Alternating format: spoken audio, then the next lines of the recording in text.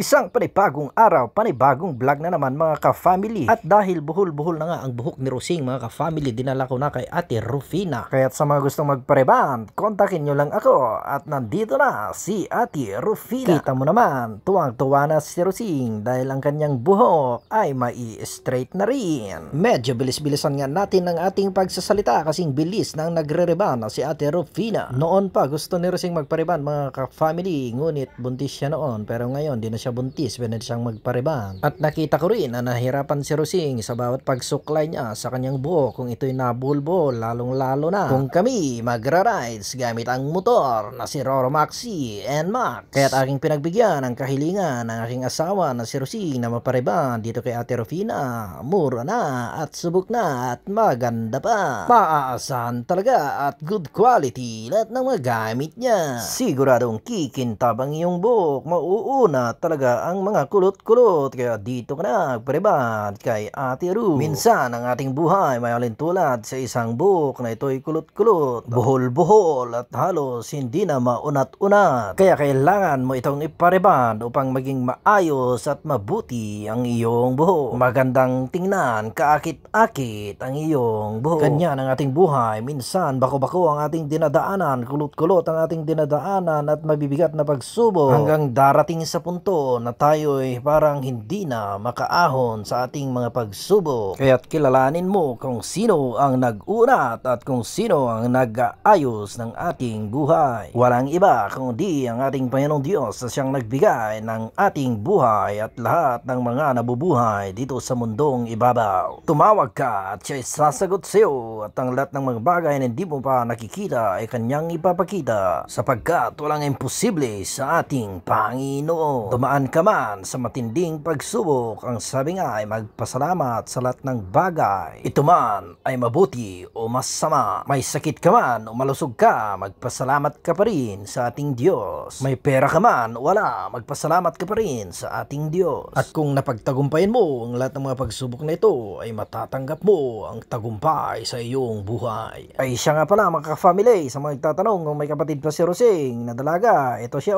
si Mae. Magkamukha tuloy sila ni Rosing. Siyempre, magkapatid nga, diba? Ayun na nga mga ka-family, patapos na ang reband ni Rosing. Medyo matagal-tagal rin yan, mga 7 hours. Ganyan talaga katagal ang reband kasi maraming proseso yan. Babasahin gamit ang chemical. Ngayon naman, patutuyuin at plaplansyahin. Yan na tuloy ang resulta. Grabe, sobrang nauna at makintab ang gawa ni Ate Rufina. Pero hindi pa dyan nagtatapos. Babalik pa kami para magpa-Brazilian wax. At ayun na nga, nakabalik na kami, nagulat kami, na-reband na rin sina. Hanggang dito na lang, abangan nyo na lang kami sa Maynila.